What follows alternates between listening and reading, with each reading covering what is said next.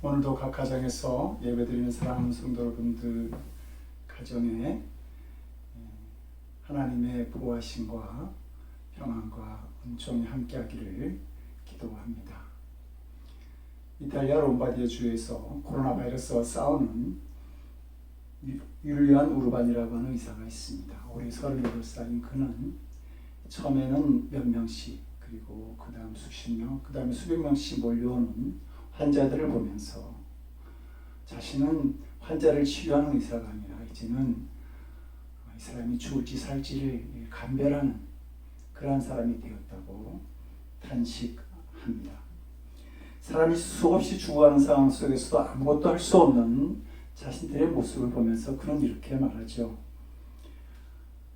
인간이 할 수 있는 일이 끝나는 거기에서 우리는 하나님의 필요함을 깨달았습니다. 그리고 짧은 몇 분의 휴식 시간이 주어질 때 우리는 하나님께 도움을 구하기 시작했습니다. 우리는 서로 얘기를 나눕니다. 치열한 무신론자였던 우리가 지금 매일 우리의 평강을 구하고 우리가 환자들을 잘 돌볼 수 있도록 우리를 도우시기를 주님께 구하는 것을 믿을 수 없다고 말입니다.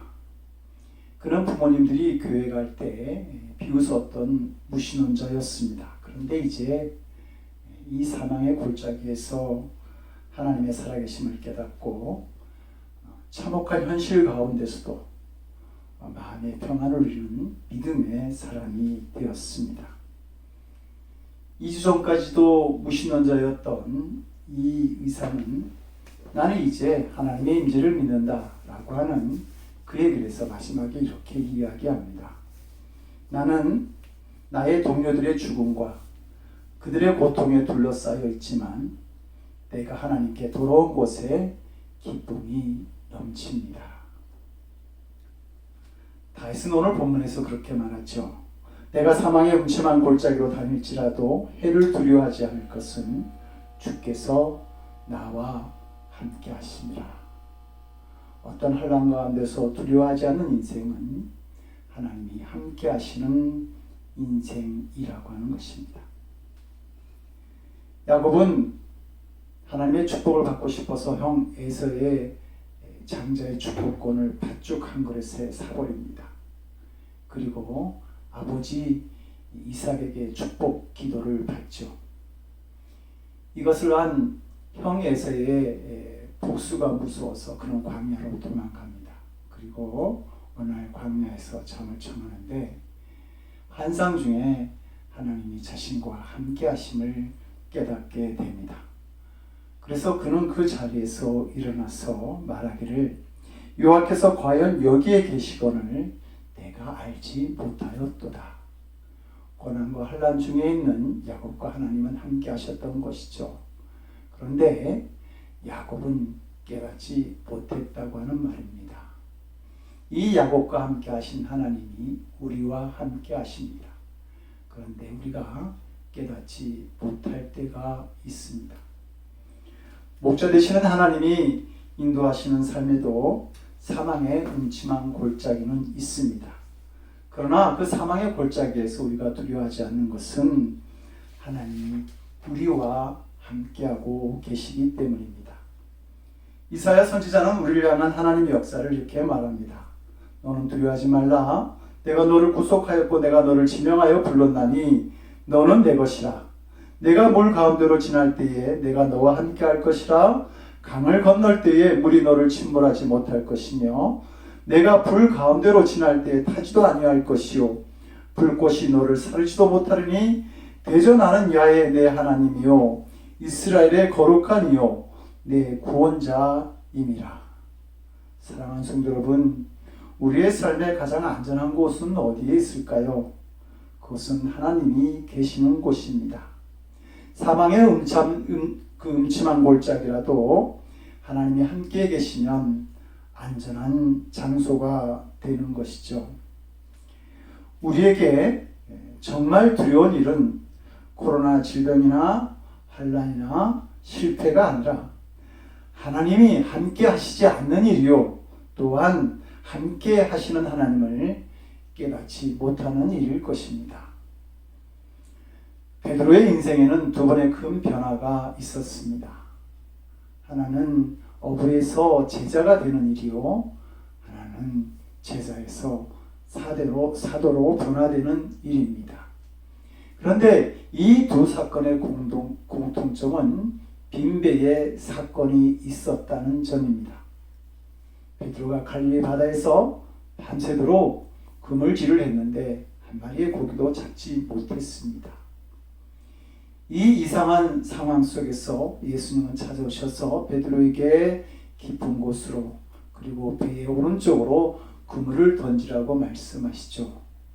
이 두 번의 말씀 속에서 베드로는 자신의 배에 물고기가 가득 차는 경험을 합니다.